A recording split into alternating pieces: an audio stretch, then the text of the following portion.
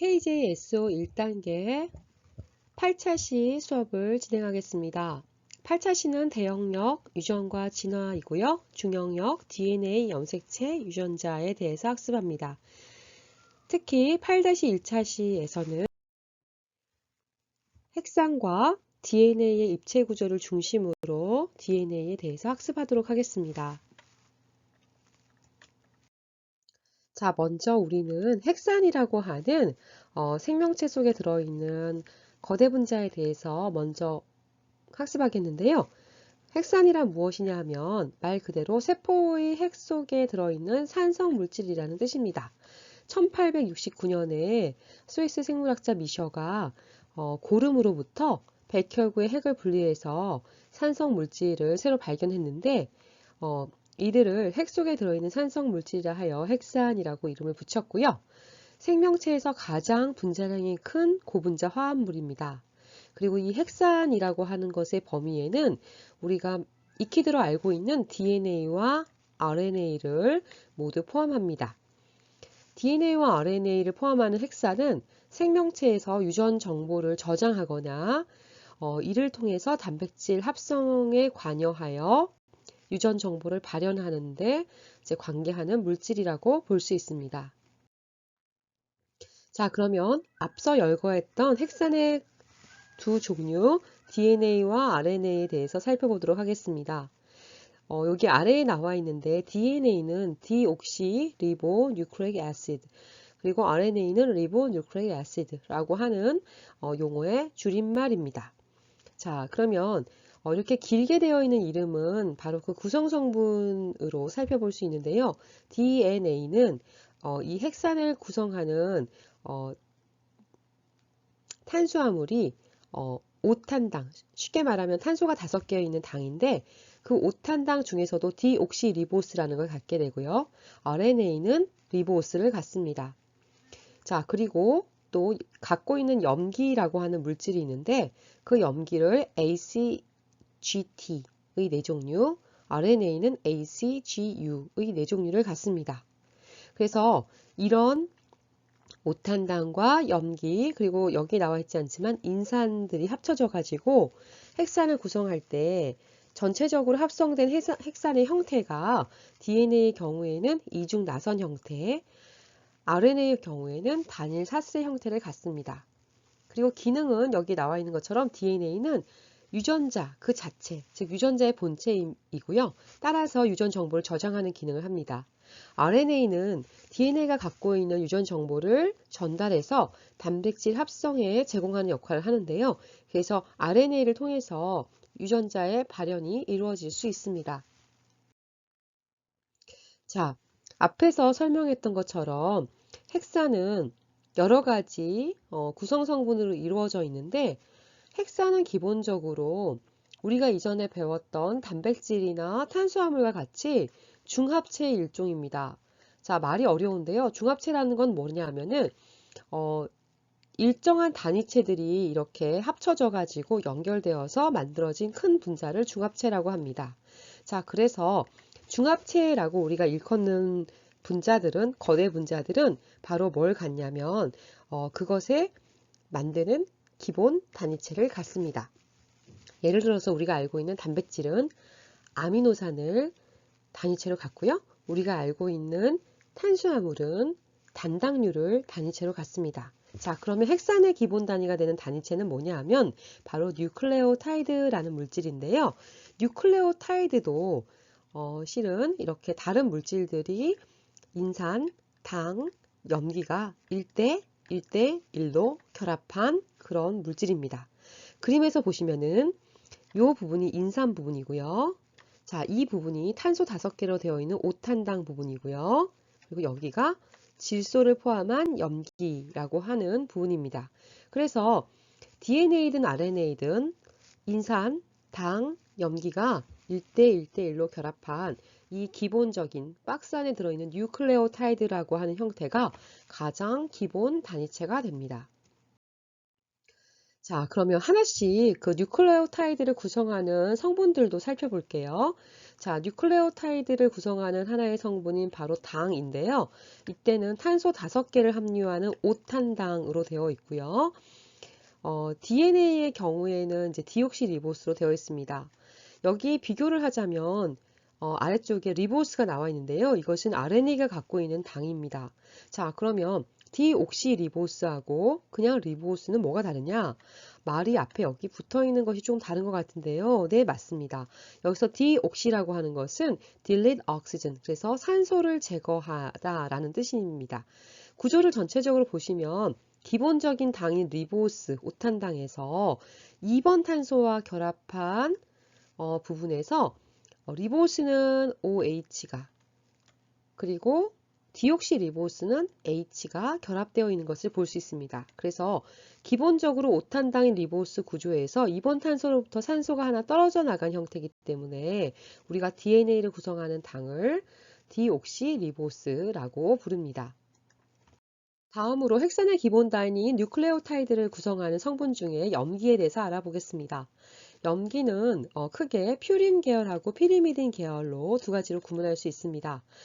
말이 좀 어려운데요. 퓨린 계열은 아래에 보시는 것처럼 두 개의 고리 구조로 이루어진 물질이고요. 피리미딘 계열은 하나의 고리 구조로 이루어진 물질입니다.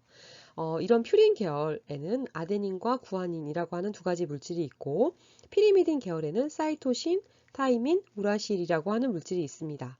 자, 그런데 여기서 선생님이 특별히 파란색으로 표시해둔 이 네 가지는 바로 DNA를 구성하는 염기이고요. 자, 그 다음에 타이민을 제외한 아데닌, 구아닌, 사이토신과 우라실은 바로 RNA를 구성하는 염기가 됩니다. 자, 이렇게 해서 인산, 당, 염기가 1대 1대 1의 구성을 이루면 다음과 같은 뉴클레오타이드가 되고요. 그리고 그 뉴클레오타이드들은 기본적으로 동일한데 염기만 이렇게 바뀔 뿐입니다. 그래서 DNA를 구성하는 DNA 뉴클레오타이드다라고 하면 인산과 당은 동일한데 염기가 A, C, G, T 이렇게 바뀔 수 있습니다. 그리고 이렇게 기본 단위인 뉴클레오타이드가 오른쪽처럼 서로 연결되어서 길게 늘어설 때 이것을 폴리뉴클레오타이드라고 하고요. 이 폴리뉴클레오타이드가 이중 나선 형태를 만든다던가 아니면 또 다른 형태로 단일 가닥으로 사용될 때 DNA나 RNA 구조를 이룬다라고 설명할 수 있습니다. 자, 우리가 앞서서 헥산이라고 하는 분자를 구성하는 기본 단위체로서 뉴클레오타이드를 얘기했었고, 뉴클레오타이드를 구성하는 인산, 당, 염기에 대해서 각각 알아보았는데요. 이런 뉴클레오타이드가 2개, 3개, 4개 연결되어서 만드는 것이 폴리뉴클레오타이드입니다. 자, 이때 폴리뉴클레오타이드를 형성하는 것은 한 뉴클레오타이드를 구성하는 5탄당의 5' 탄소에 결합된 인산과 자, 여기 보시면은 우리가 5탄당인데 이 중에 5번 탄소에 인산이 이렇게 결합되어 있죠. 이 인산하고 다른 뉴클레오타이드, 그래서 결합할 뉴클레오타이드에 여기가 1번, 2번, 3번 탄소라고 하면 3번 탄소에 있는 그 당의 3번 탄소 사이에서 바로 공유결합이 일어나게 됩니다. 그래서 이런 공유결합들이 계속 반복이 되면서 점점 길어져서 폴리뉴클레오타이드가 형성이 되는데, 자, 이런 식으로 결합을 하다 보면 인산당, 인산당, 인산당, 인산당 구조는 계속해서 공통적으로 이렇게 반복이 되는 구조가 되고요. 뭐만 바뀌냐면은 결합한 염기가 어떤 종류냐에 따라 가지고 염기의 종류가 연결되는 종류가 달라집니다. 그래서 우리가 이렇게 똑같이 반복되는 인산당 구조를 당인산 골격이라고 말하고, 그 다음에 염기는 변화를 한다라는 것을 알아두시면 되겠습니다. 자, 이제까지는 헥산을 구성하는 물질과 DNA를 구성하는 물질에 대해서 살펴보았는데, 이제 DNA 입체 구조에 대해서 학습하겠습니다. DNA 입체 구조를 밝히기 위해서 선행된 몇 가지 연구들이 있는데, 샤가프의 법칙부터 살펴보겠습니다. 샤가프는 과학자의 이름이고요. 샤가프의 법칙은 DNA를 구성하는 염기의 비율에 관한 규칙성입니다. 이런 규칙성을 발견하기 위해서 오른쪽 그림과 같이 실험을 하였는데 다양한 생물들, 대장균, 효모, 성게, 쥐, 사람으로부터 DNA를 추출해서 그 DNA 속에 있는 A, T, G, C 염기의 비율을, 상대적인 비율을 조사하였습니다. 그리고 그 비율로부터 다른 파생 비율도 계산을 하였는데요. 지금 여기에 표에 나와 있는 것처럼 각각의 생물종이 다르면 염기들의 비율이 다르게 나타나는 것을 확인할 수 있었고, 또 사람의 경우를 보면 아데닌과 타이민, 그리고 구아닌과 사이토신이 유사한 비율, 그리고 성게라든가 쥐에서도 그렇게 나타난다는 것을 볼 수 있습니다. 그래서 이것을 바탕으로 T분의 A, C분의 G를 하게 되면 대략 1의 결과를 나오게 되는데요. 자, 이것으로부터 내린 일반화는 바로 첫 번째, 서로 다른 종의 생물에서 얻은 DNA는 서로 다른 염기비를 가진다라는 발견과 한 종 내에서 DNA를 구성하는 아데닌과 타이민의 양이 항상 같고 사이토신과 구아닌의 양도 항상 같으며 그 결과 퓨린 염기와 피리미딘 염기가 동일한 비율로 있다라는 것을 발견했습니다. 다음으로는 DNA 입체 구조를 밝히기 위한 X선 회절 실험과 그 자료입니다. X선 회절 실험이라고 하는 것은 어떤 결정, 물질의 결정에다가 X선을 쏘아서 어떻게 회절되는지, X선이 회절되는지를 기록해서 결정의 구조를 알아내는 방법인데요. 윌킨스와 플랭클린이라고 하는 과학자들이 이 방법으로 DNA 분자 내에 반복되는 거리를 알아내고 또 DNA의 바깥쪽에 인산이 있고 일정한 간격으로 반복되는 나선형 구조를 갖고 있다고 제안하였습니다. 아래의 사진이 바로 로저리 플랭클린 과학자의 모습이고요. 플랭클린의 실험실에서 이렇게 X선을 갖다가 쏘아서 그 DNA 재료에다가 쪼여줌으로써 퍼져나가는, 즉 회절되어서 퍼져나가는 엑스레이의 패턴을 분석한 결과 위와 같은 발견을 하게 됩니다. 그리고 비로소 이런 앞선 선행 연구를 바탕으로 왓슨과 크릭이 바로 이렇게 오른쪽 그림과 같이 DNA 모형을 제안하게 되는데요. 1953년 왓슨과 크릭은 DNA의 화학적 구조에 관한 연구들을 종합적으로 분석하고 X선 회절 사진을 바탕으로 해서 이중 나선 모델을 밝히게 됩니다. 그래서 이런 것들을 분자 모형을 만들어서 지금 왓슨과 크릭이 서가지고 이것을 설명하고 있는 모습인데요. 굉장히 유명한 사진 중에 하나이죠. 생명과학에서. 자, 그래서 바깥쪽에는 인산당을 기본으로 하는 골격을 갖고 안쪽으로는 염기가 서로 마주보는 이중 나선 구조를 갖는다라는 것이 왓슨과 크릭의 아이디어였는데 이것은 바로 1953년에 4월 25일자 네이처에 게재가 되었고요. 굉장히 생물학에서 중요하고 또 누구나 알고 있는 굉장히 큰 발견인데도 불구하고 이렇게 한 페이지짜리 간단한 논문으로 제안된 모델입니다.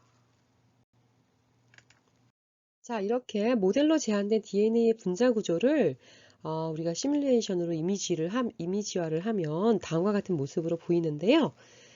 지금 이렇게 한 가닥, 두 가닥의 폴리뉴클레오타이드들이 서로 결합해 가지고 나선 형태의 이중 구조를 갖고 있습니다.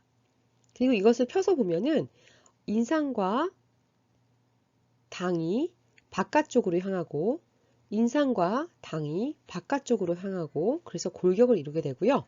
안쪽으로는 염기들이 모여 있게 되는데 특이한 것은 염기가 꼭 특정한 쌍을 이룬다는 것입니다. 즉 눈으로 봤을 때 이렇게 고리 두 개로 되어 있는 염기와 고리 하나짜리 염기가 서로 짝을 이루게 되는데요. 이러다 보니까 염기와 염기가 결합하는 이 안쪽의 폭이 거의 일정합니다. 그리고 그 염기들끼리 짝을 지을 때는 아데닌은 타이민과 구아닌은 사이토신과 연결되는 이런 연결짝을 갖게 됩니다. 이것들을 종합할 때 DNA의 분자 구조는 다음과 같이 정리할 수 있습니다. 즉, 두 가닥의 폴리뉴클레오타이드 사슬이 나선상으로 꼬여 있는 구조다. 그래서 두 가닥이 나선을 가지기 때문에 이중 나선이다 라고 말하고요. 전체 폭은 2나노, 그리고 한 염기쌍에서 다음 염기쌍 사이의 거리는 0.34나노 정도로 굉장히 미세한 구조입니다. 이중 나선의 DNA에서 한 가닥에 있는 염기는 서로 마주보고 있는 다른 가닥의 염기와 결합을 하는데, 그때 결합도 특별한 결합이죠. 상보적 결합이라고 해서 퓨린계와 피리미딘계가 서로 결합을 하고요. 자, 그리고 특히 이제 짝꿍이 누구냐면 아데닌은 타이민과 사이토신은 구아닌과 결합을 하는데, 수소 결합으로 염기들이 연결될 때 A와 T 사이는 이중 수소 결합, C와 G 사이는 삼중 수소 결합으로 연결됩니다. 자, 그리고 DNA의 분자 구조에서 역평행이라고 하는 특별한 부분을 우리가 찾아봐야 하는데요. 아까 이렇게 나선 형태로 꼬여있는 두 가닥의 폴리뉴클레오타이드를 풀어서 보게 되면 바깥쪽으로 인산과 당이 골격을 이루는 거, 안쪽으로 염기가 배열되어 있고 또 그 염기들이 상보적으로 배열되어 있는 것을 알 수 있는데, 자세히 보시면 그 폴리뉴클레오타이드의 5' 말단과 3' 말단, 그리고 5' 말단과 3' 말단이 서로 다른 방향으로 뒤집어져서 배열되어 있는 그런 구조를 보실 수 있습니다. 자, 그래서 이렇게 5' 말단, 5번 탄소의 말단에서부터 3번 탄소의 말단으로 가는 방향과 반대편 가닥은 거꾸로 5번 말단에서 3번 말단으로 진행할 때 뒤집어져 있는 모습을 볼 수 있는데요. 이런 구조를 우리가 특별히 역평행 구조라고 합니다. 자, DNA는 이렇게 이중 나선 구조를 갖고 있는데요. 이럴 때 장점은 뭘까요? 네, DNA는 핵산 중에서도 유전 정보를 저장하는 물질이라고 말씀드렸는데, 이렇게 이중 나선 구조를 가짐으로써 구조 자체가 안정적이고, 또 우리가 유전자를 이루는 본질적인 부분인 염기 부분이 이중 나선의 안쪽에 있기 때문에 유전 정보가 변형되지 않고 안전하게 저장할 수 있는 장점을 가집니다.